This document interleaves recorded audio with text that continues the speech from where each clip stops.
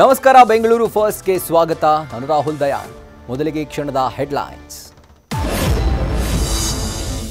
ಗಾಡಿ ಟಚ್ ಆಗಿದ್ದಕ್ಕೆ ಯುವಕನ ಮೇಲೆ ಗ್ಯಾಂಗ್ ಅಟ್ಯಾಕ್. ರಪ್ ಅಂತ ಹೆಲ್ಮೆಟ್ನಿಂದಲೇ ಹೊಡೆದು ಅಟ್ಟಹಾಸ. ಕ್ಷಮೆ ಕೇಳಿದ್ರೂ ಕರಗಲಿಲ್ಲ ಕಿಡಿಗೇಡಿಗಳ ಮನಸ್ಸು.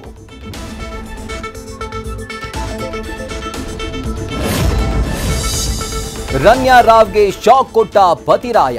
ಮದುವೆ ಆದಾಗಿನಿಂದ ನೆಮ್ಮದಿನೇ ಇಲ್ಲ ಅಂತ ದೃಢ ನಿರ್ಧಾರ. ವಿಚ್ಛೇದನ ಕೋರಿ ಕೋರ್ಟ್ಗೆ ಅರ್ಜಿ ಸಲ್ಲಿಸಿದ ಜತಿನ್ ಹುಕ್ಕೇರಿ.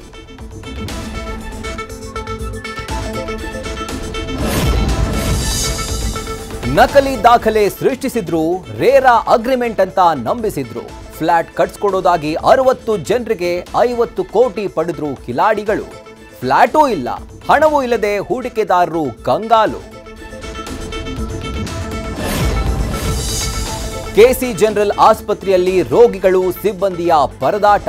ಹೆರಿಗೆ ವಾರ್ಡ್ಗೆ ಹೋಗೋದಕ್ಕೂ ಲಿಫ್ಟ್ ಇಲ್ಲದೆ ಸಮಸ್ಯೆ.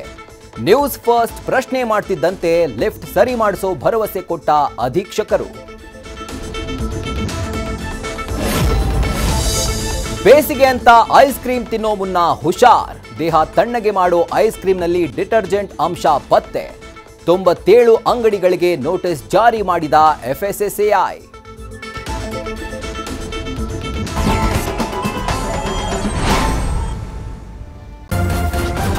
ನ್ಯೂಸ್ ಫಸ್ಟ್, ನಿರ್ಭೀತಿಯಿಂದ ನಿಮ್ಮ ಪರವಾಗಿ.